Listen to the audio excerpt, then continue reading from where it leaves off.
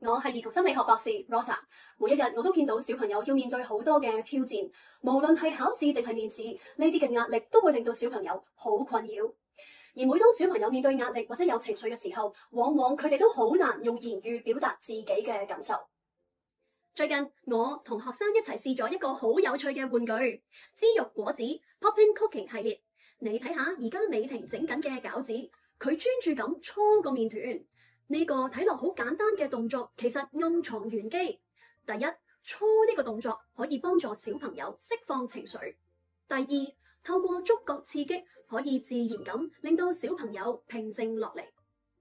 可能你會問，點解玩咁重要？喺心理學上，我哋叫呢一種遊戲做假想遊戲 （Pretend Play）。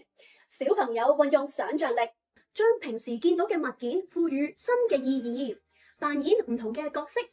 用枝肉果子 Popping Cooking 嘅系列，小朋友透過想像力扮演廚師整餃子、布丁、pizza， 將簡單嘅粉末加水變成一個真實嘅小廚房。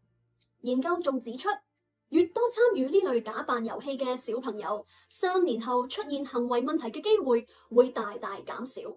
喺整玩具食物嘅過程中，小朋友要發揮創意，唔單止要諗下點樣將麵團變成美味嘅餃子，仲要諗下點樣擺設先至吸引。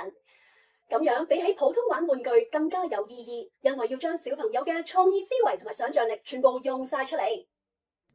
枝肉果子 Popping Cooking 適合小朋友一個人或者同兄弟姊妹同埋朋友一齊玩。你睇下，美婷同埋妹妹詠欣而家輪流整拉麵同埋布丁。佢哋要互相配合，調節自己嘅速度，等待對方。呢個過程正正係訓練小朋友延遲滿足同自我管理嘅能力。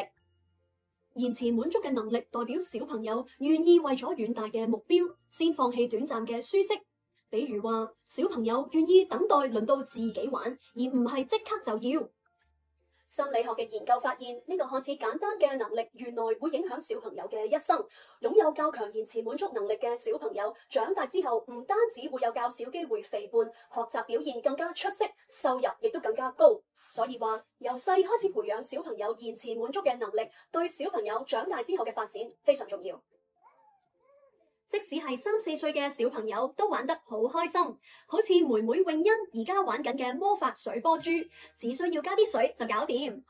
枝肉果子 Popping Cooking 仲有好多唔同嘅主題，你可以因應小朋友嘅興趣去揀選。今日就同小朋友一齊嚟玩枝肉果子 Popping Cooking 啦！透過呢個有趣嘅玩具，我哋可以同小朋友建立良好嘅親子關係，培養小朋友嘅創意同埋耐性，讓小朋友喺玩樂中健康成長。枝肉果子 Popping Cooking 系列喺以下嘅銷售點均有發售。枝肉果子 Popping Cooking 系列當中嘅果味同埋顏色，大部分都源自於天然蔬菜，例如甜菜頭、甘筍、螺旋藻等等，呢啲都係天然色素。小朋友完成作品之後都可以放心食用。Yeah.